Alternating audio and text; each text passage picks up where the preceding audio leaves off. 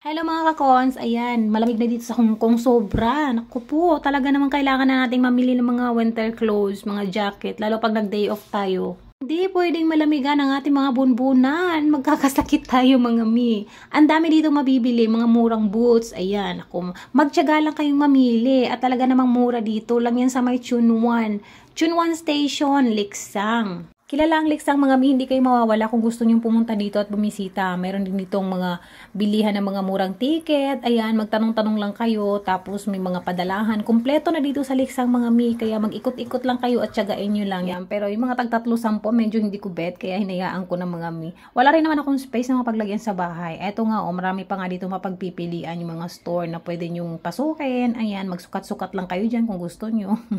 May mga sapatos at boots din dyan. Nga lang, medyo masikip. Bawal talaga maarte kapag nag-ukay ka mga mi, ayan. Pero sulit naman kapag may magustuhan kang mura, tapos original pa yung mga yan, dahil yan naman ay kahit ukay, mostly sa mga yan ay original. Maganda dito mag-ikot mga mi, yun nga lang, syempre kapag napasubo ka sa pamimili, problema mo na naman kung saan mo ilalagay, dahil dito sa mga bahay ng mga amo natin, napakalilit ng space. Ako nga hindi ko nga alam kung saan ko ilalagay yung mga gamit ko. Kaya minsan gustuhin ko mang bumili pero naisip ko wala na akong space sa kwarto kaya hindi na lang. Pag uwi ko na lang siguro kaya tiis-tiis na lang mga mi as long as may nagagamit pa naman. Ayan, may mga bag din 50 lang yan, $50. O wag lang mag-convert sa piso. Medyo mahal yan pag i-convert mo sa piso. Pero magaganda na siya, may tagta $10 din dyan. Pili ka na lang kung ano talagang gusto mo mga mi dahil hindi naman sa original, pero pang passion lang ba? Bukas na nga pala yung hotel mga amigo. Last time kasi pagpunta ko dito, sarado yan eh. So yung mga pending na business mga May, alay na kayo, come back to hotel na.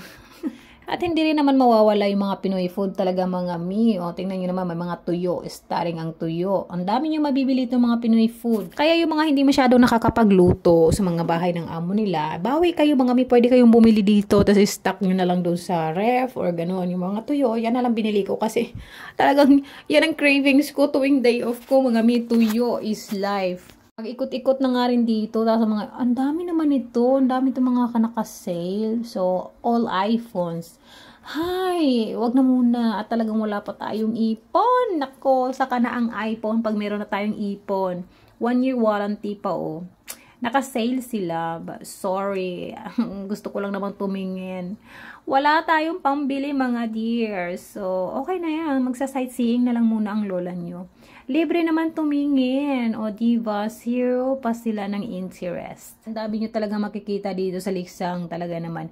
Nasa sa inyo na lang kung paano nyo kontrolin yung mga sarili nyo mga may kapag kayo ay nakakakita ng mga kung ano-ano. Libre naman tumingin. Ayan o. Ako, mga presyo mga dear. Actually, kung siguro mga ganitong presyo para sa iba, mura na to eh.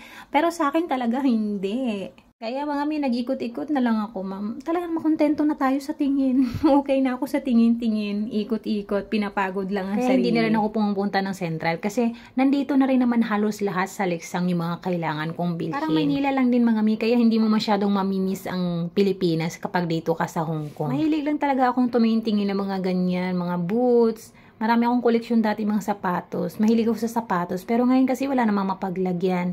Wala na rin namang mapaggamitan. Okay na ako sa tsinelas ko. Ang dami nga namang mga mura dito. May tagte $10 lang. Ayan. Tiyagain nyo na lang mamili. Lahat na ng kailangan mga mi para nandito na yata sa Liksang. Kaya hindi nyo na kailangan pumunta ng Central. At kung naghahanap naman kayo mga groceries, dito lang yan sa may Price Mart. Dito ako madalas bumibili kasi marami akong nakikita mga gusto ko talaga. Mga Pinoy food, mga groceries, mga ulam na pwede kong i-stock doon sa bahay.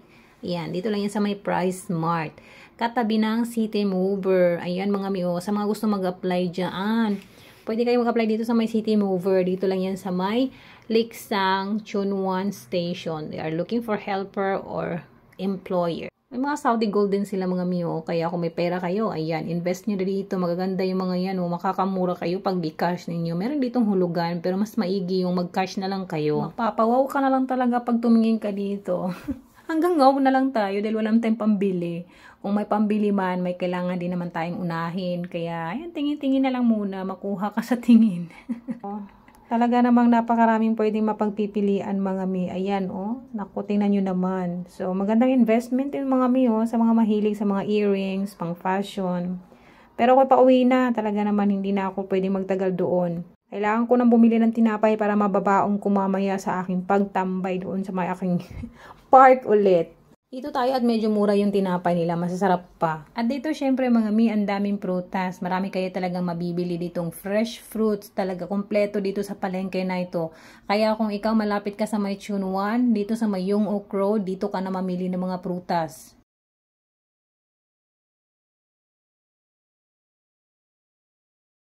Eto, dinadaanan ko lagi itong yung Oak Road Market mga mina. Dito lahat ng mga gusto nyong mabili ng mga fresh fish, fresh meat, vegetables, and fruits. Talagang dito nyo mabibili kung ano yung mga gusto nyong bilhin. Patawid na tayo sa pedestrian lane mga mi. Ay nako, si kuya tumatawid na. Ay nako, si ate isa pa to. Alam naman na naka-red na. Talaga naman. So pauwi na nga ako mga mi. Ayan, talaga naman kailangan ko ng uwi at nakakapagod maglakad-lakad. Dinadaanan ko din lagi itong palaruan ng mga bata. Eh ako, minsan iniiwasan ko tong daanan dahil minsan yung mga amo ko dito dumadaan. Baka makita nila ako. Nakakahiya din minsan ano. Pero wala naman tayong ginagawang masama, okay lang.